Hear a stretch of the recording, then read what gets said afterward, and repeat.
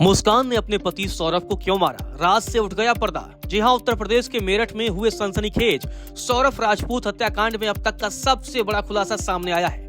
इस मामले की मुख्य आरोपी मुस्कान रस्तोगी ने पुलिस पूछताछ में उस राज से पर्दा उठाया है जिसके बारे में सब सच जानना चाहते हैं। इसमें उसने अपने पति सौरभ राजपूत की हत्या के पीछे की वजह को साफ कर दिया है। मुस्कान ने बताया कि उसने अपने पति सौरभ को क्यों मौत के घाट उतारा।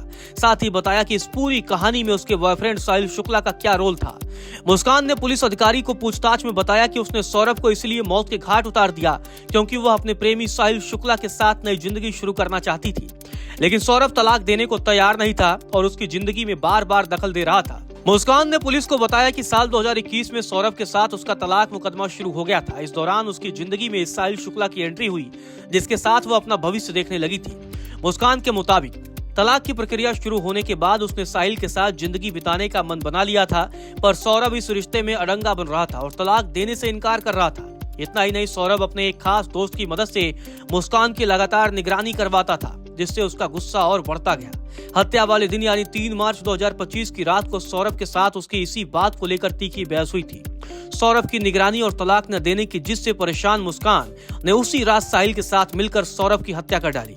उसने बताया कि सौरभ उसकी जिंदगी में एक बड़ा रोड़ा बन गया था जिसे हटाना उसके लिए जरूरी हो गया था। मीडिया रिपोर्टों के मुताबिक पुलिस हवाले से कहा गया है कि मुस्कान और साहिल ने सौरभ को पहले नशीली दवा दी जिससे वो बेहोश हो गया।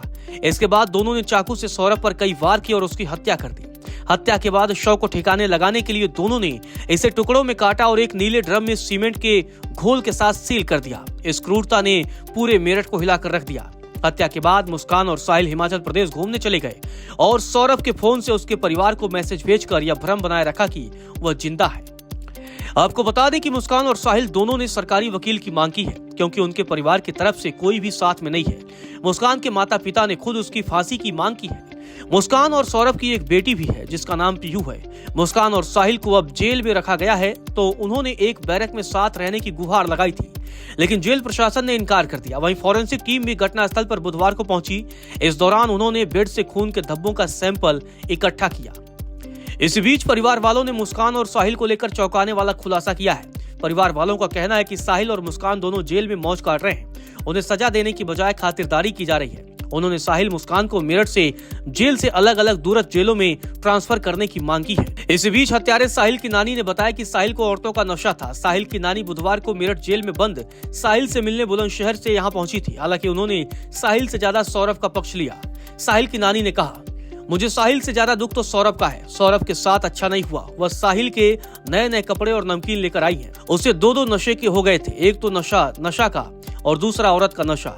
ये सबसे बड़ा नशा हो गया। हो सकता है इसी वजह से ये सब हुआ हो। वहीं पुलिस सूत्रों की माने तो साहिल शुक्ला और मुस्कान रस्तोगी ने पूछताछ में बताया कि उन्होंने सौरभ के सीने में 3 बार चाकू मारा। शव के 4 टुकड़े किए जिन्हें दोनों ने तकिए के कवर में डाल दिया।